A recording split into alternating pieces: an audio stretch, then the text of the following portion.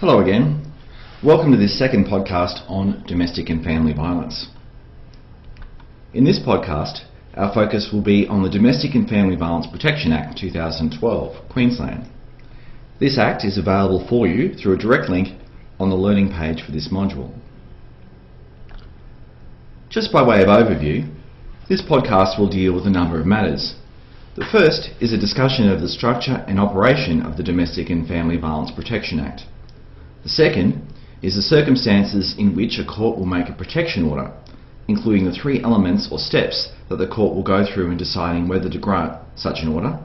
And third, some applicable case law. Fourth, we will also look at the terms or conditions of any order and who may be included on a protection order.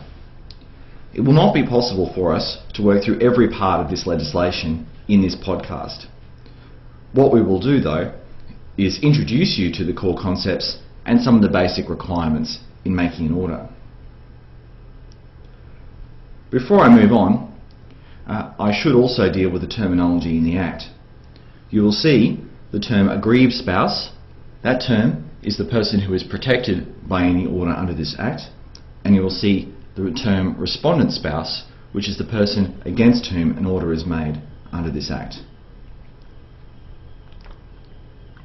The objects and principles guiding the operation of this legislation are set out in sections 3 and 4 of the Domestic Violence and Family Protection Act. In brief, they are to maximise the safety, protection and well-being of people who fear or experience domestic violence and to minimise disruption to their lives, and to prevent or reduce domestic violence and the exposure of children to domestic violence, and to ensure that people who commit domestic violence are held accountable for their actions. Those objects are to be achieved mainly by allowing the court to make a domestic violence order to protect against further domestic violence, and giving police particular powers, and imposing consequences for contravening a domestic violence order. Domestic violence has a specific definition. That definition is contained in section 8. As you can see, domestic violence is defined as behaviour which is physically, sexually, emotionally or psychologically abusive, or is economically abusive, or is threatening, or is coercive, or in any other way controls or dominates the second person, or the other person, and causes that person to fear for their safety or well-being. Section 8, subsection 2 sets out a number of examples of behaviour. These examples are causing personal injury to a person or threatening to do so, coercing a person to engage in sexual activity or attempting to do so, damaging a person's property or threatening to do so, depriving a person of the person's liberty or threatening to do so, threatening a person with the death or injury of the person, a child of the person or someone else, threatening to commit suicide or self-harm as to torment, intimidate or frighten the person to whom the behaviour is directed, causing or threatening to cause the death of or injury to an animal, whether or not the animal belongs to the person, so as to control, dominate or coerce the person, unauthorised surveillance or unlawful stalking. Section 11 goes on to define emotional or psychological abuse as behaviour by a person towards another person that torments, intimidates, harasses or is offensive. Section 12 defines economic abuse as behaviour that is coercive, deceptive or unreasonably controls in a way that denies economic or financial autonomy, or by withholding or threatening to withhold the financial support necessary for meeting reasonable living expenses. The requirements for a court to make a protection order for the benefit of an aggrieved spouse are set out in section 37. The wording of section 37 is set out in full on your slide. The elements are A relevant relationship, B, an act of domestic violence, and C, that the protection order is necessary or desirable to protect the aggrieved from domestic violence. Let's look at the first element, relevant relationship. Section 13 defines a relevant relationship as A, an intimate personal relationship, or B, a family relationship, or C, an informal care relationship.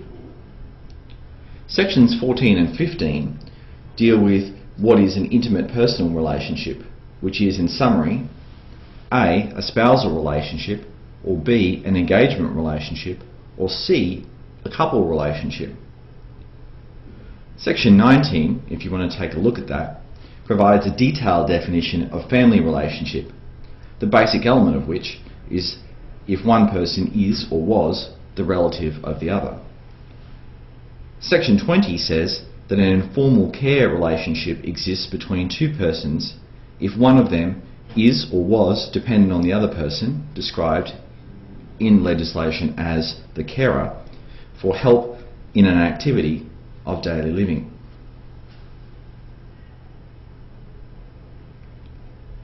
The second element is a finding that the respondent has committed domestic violence against the aggrieved.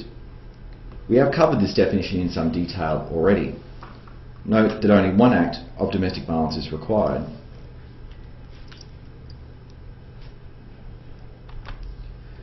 The final element is that the protection order is necessary or desirable to protect the aggrieved from domestic violence. In doing so, the court must consider the principles mentioned in Section 4, that we've already covered, and may consider whether a voluntary intervention order, which is a program set out in sections 68 to 75 of the Act, has been made.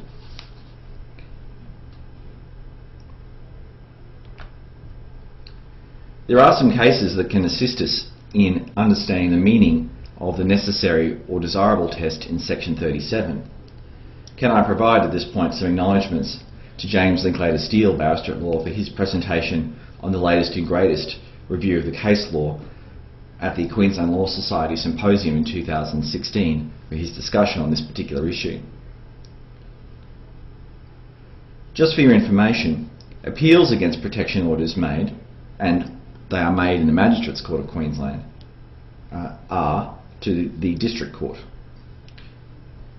Now, the cases that I'm about to refer you to cover a number of matters, but our focus on reading these cases is not all of the decision, but the specific issues of the necessary or desirable test.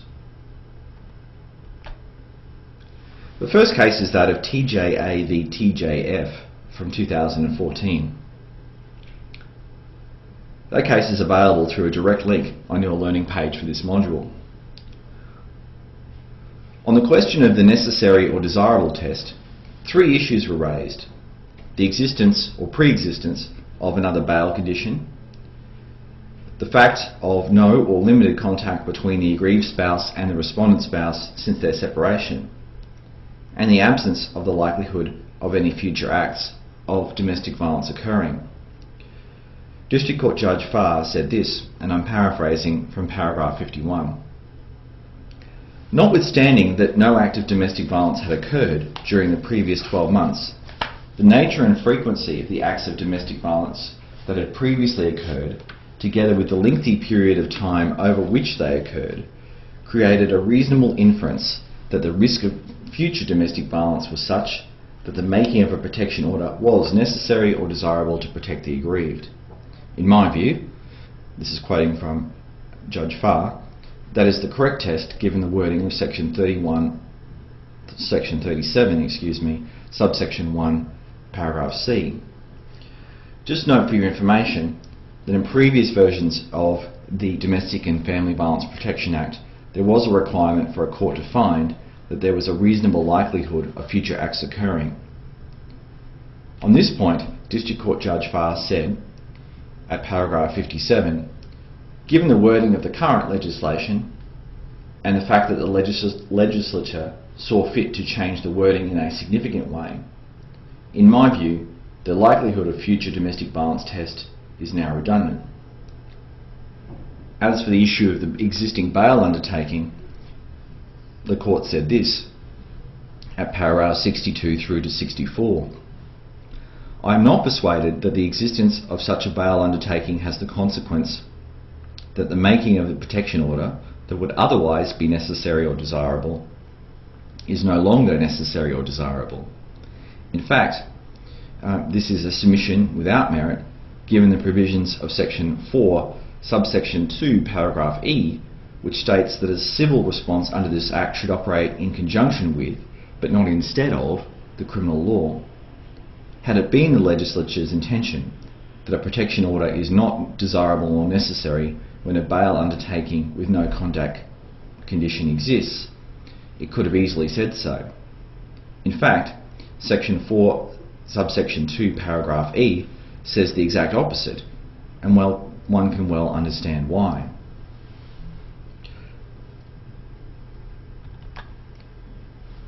The next case to consider is NDE v MLG and Queensland Police Service from 2015, a decision of District Court Judge Morzone. This decision is also available to you via a direct link on the learning page for this module. Relevantly, for us, paragraph 55 is the reasons are the ones we should be looking at. It has a specific focus on the necessary or desirable test. In that paragraph, the court sets out 3 sub-elements that are relevant in determining whether it is necessary or desirable to make the order. They are, and I'm paraphrasing this particular element of the judgment. 1. The risk of future domestic violence between the parties in the absence of any order. In considering this, relevant matters may include evidence of past domestic violence and conduct, genuine remorse, rehabilitation, medical treatment, psychological counselling, compliance with any voluntary temporary orders, and changes of circumstances. The court does not need to be satisfied that future domestic violence is likely. However, there must be more than a mere possibility or speculation of the prospect of domestic violence. 2. The need to protect the aggrieved from that domestic violence in the absence of any order. Relevant considerations for this point may include evidence of the parties' future personal and familial relationships, their places of residence and work, the size of the community in which they reside, and the opportunities for direct and indirect contact and future communication, for example, in relation to children. 3. The court must also consider the principles in section 4.1. We've already covered those, but just a reminder that they are the safety, protection and well-being of people who fear or experience domestic violence, minimisation of the lives of people, of disruption to the lives of people who experience domestic violence, accountability for perpetrators, characteristics of any individuals that may make them particularly vulnerable to domestic violence, identification of the person who is most in need of protection, and the Act operating in conjunction with, but not of substitution of, the criminal law. District Court Judge Morzone then goes on to add that so long as the other requirements of the legislation are established, which is that there is a relevant relationship and an act of domestic violence, then a court has a discretion to make a protection order, and in particular the form of that order. Shortly we'll turn to some of the conditions that a court may impose.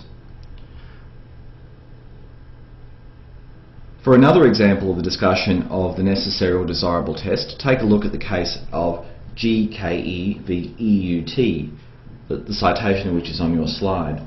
It is not, though, on the prescribed reading list. It's a matter for your information.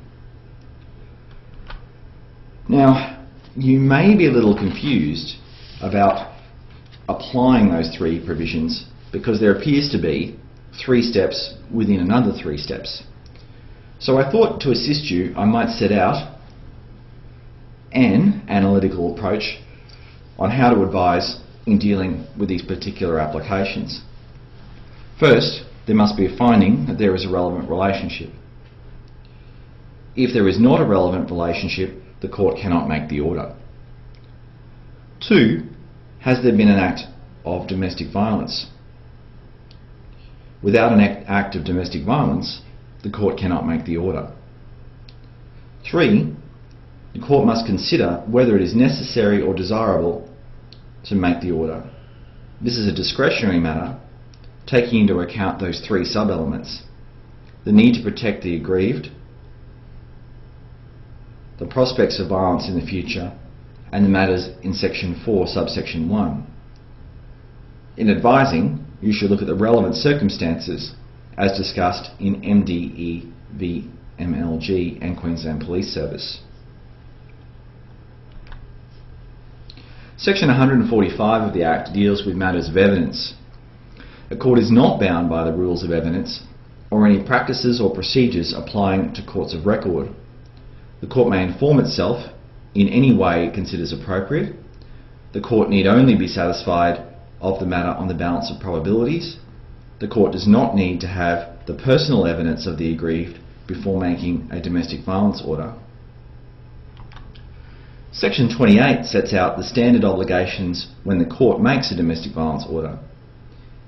The respondent must be of good behaviour and must not commit domestic violence or associated domestic violence. The respondent must not expose a relevant child to domestic violence and must comply with any other conditions imposed by the court and stated in the order. Section 56 says that a court must include provisions in any order to reflect the obligations in Section 28, and even if it doesn't, the order is treated as if the court has done so. Section 57 provides that a court may impose any other condition necessary in the circumstances and desirable in the interests of the aggrieved, any named person, or the respondent. The conditions able to be imposed include what is known as an ouster condition, which is one removing a person from a place in which they are residing. There are a number of factors that a court must take into account when imposing an ouster condition. These are contained in sections 63 and 64. Relevant matters include whether the aggrieved and any child living with the aggrieved can continue to live safely in the residence. You should take a look at the factors in section 64. For the range of conditions that can be made and the requirements for them, you should look at sections 57 through to 67 inclusive. Section 97 sets out the standard duration of the protection order, which is 2 years. A court may make an order for a shorter period of time, or, if there are special reasons for doing so, make an order for a period of longer than 2 years. Note that the aggrieved spouse does not have to be the person making the application.